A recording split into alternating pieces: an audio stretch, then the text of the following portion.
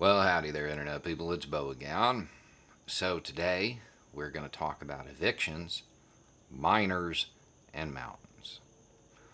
Because 99 years ago today, something happened up on Blair Mountain in West Virginia.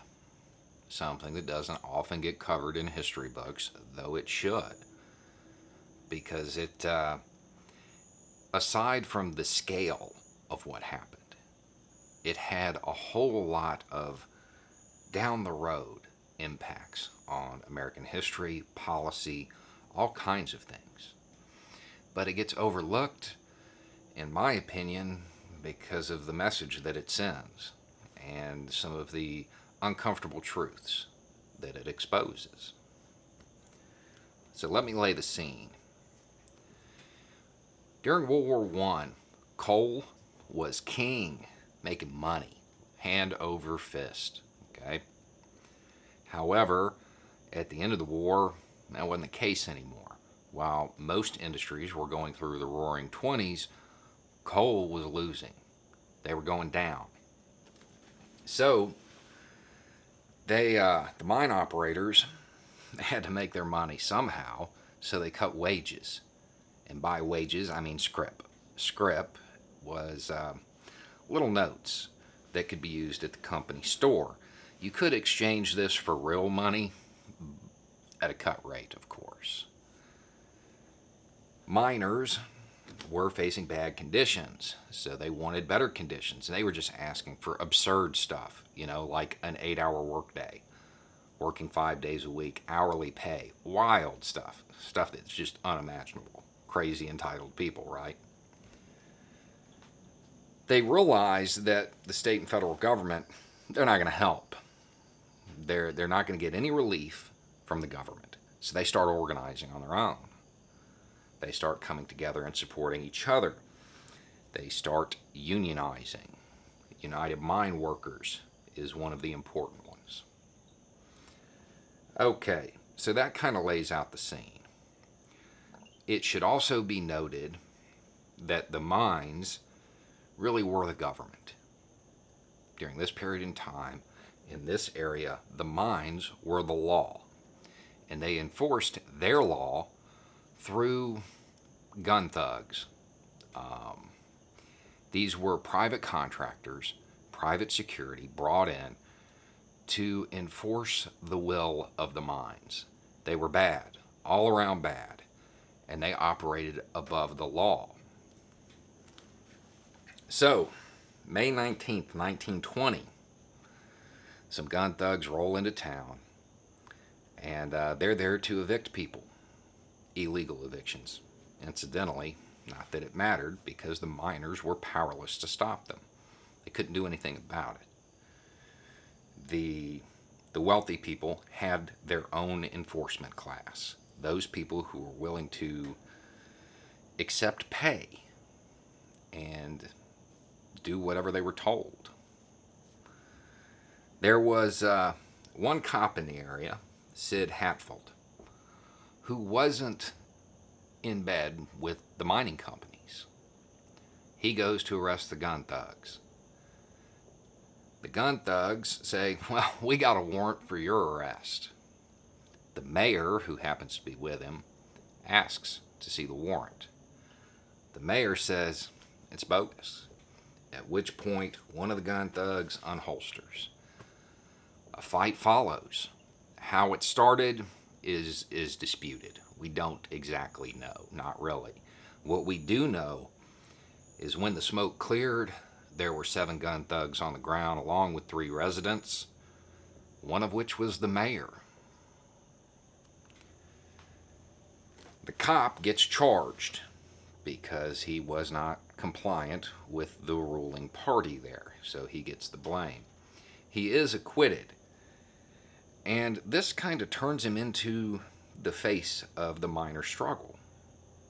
It becomes a symbol of the battle to organize, to get better conditions.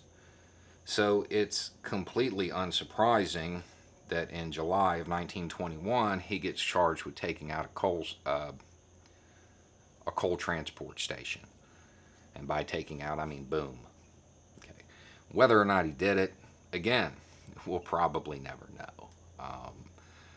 There are differing accounts of that as well. Some say, yeah, he did. Some say, no, the mine set him up. At the end of the day, it doesn't really matter because he had to go to McDowell County to talk to the judge. McDowell County was in the pocket of the mining companies. Hatfield expressed some concerns about going there, and they were well founded because when he showed up, 3 gun thugs ambushed him, took him out. Miners were outraged, obviously. Now, most people were calling for calm, waiting to see what would happen. Of course, the gun thugs were kind of exonerated. More outrage. People still called for calm, with the exception of one woman, Mary Harris Jones, otherwise known as Mother Jones, like the magazine. Low-intensity struggle followed. Minor stuff, minor skirmishes, nothing too wild yet. But then a rumor went out, and the rumor was that some gun thugs had taken out some organizers and that their families had been caught in the crossfire. Outrage. Full-blown outrage, and miners are ready to go. Mother Jones calls for calm. She is accused of going soft. 4,000 to 13,000 miners head towards Blair Mountain, take trains, raid arm stations. They're ready to go. The opposing side is led by a sheriff who is in the pocket of the mining companies, and he is backed up by a bunch of gun thugs paid for by the mining companies. They number 1 to 2,000. Seems like it should be an easy win for the miners.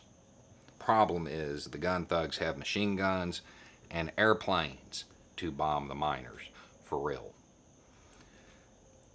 It pops off on August 25th. By August 26th, it has gotten so bad that President Harding is like, okay, this has to stop or I'm sending in my troops and my bombers. The miners are like, okay, we've got the federal government's attention, we'll get some relief, we'll get some better conditions. They start to kind of fade away. The story goes that the sheriff wanted that battle. He wanted to break the Union. He wanted the fight. A rumor circulates that some gun thugs took out some labor organizers and their families. Back up the mountain, everybody goes. Fighting continues until September 2nd. Thousands of people, millions of rounds expended. You can go up to that mountain today, you will still find spent shell casings, bullets, weapons. Federal troops arrive. The miners think the federal troops are going to be on their side. They were wrong. The government went with the money. Almost 1,000 miners get arrested. Some are acquitted by sympathetic juries. Some go up on some pretty serious charges. At the end of the day, what happened? When it's all said and done, the Union was broke. Membership dropped like a rock. And it seemed as though all was lost. However, from a wider perspective, what happened? The miners provoked that overreaction from the government. And in this case, the government is the mining companies. They provoked that overreaction during a security clampdown. Probably didn't mean to, but that's what happened. So, long-term, membership went back up. There were Senate hearings, which led to federal legislation, which led to court battles, which led to it going all the way to the Supreme Court, which most importantly led to widespread popular support from the people. It's a really important little chapter in American history, but it often gets overlooked. Interesting side note. up on that mountain, the gun thugs wore white armbands, and the miners wore red scarves. Rednecks. You can see this at the Mine Wars Museum in West Virginia. It's one of the origins of the term. Rednecks have labor organizing, unions. It's in their DNA. 100 years ago, though, 99, not much has changed. Not much has changed, not really. All of this happened because during an economic downturn, the rich folk couldn't weather the storm. So they further kicked down. They pushed down on the little people. And that led to a bunch of evictions. Something we might want to keep in mind. Anyway, it's just a thought. Y'all have a good day.